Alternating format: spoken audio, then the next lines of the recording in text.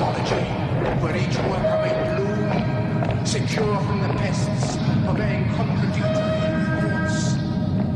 Unification of thoughts is more powerful a weapon than any fleet or army on earth. We are one people, with one will, one resolve, one cause.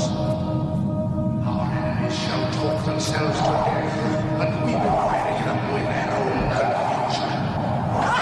We shall prevail. On January 24th, Apple Computer will introduce Macintosh. And you'll see why 1984 won't be like 1984.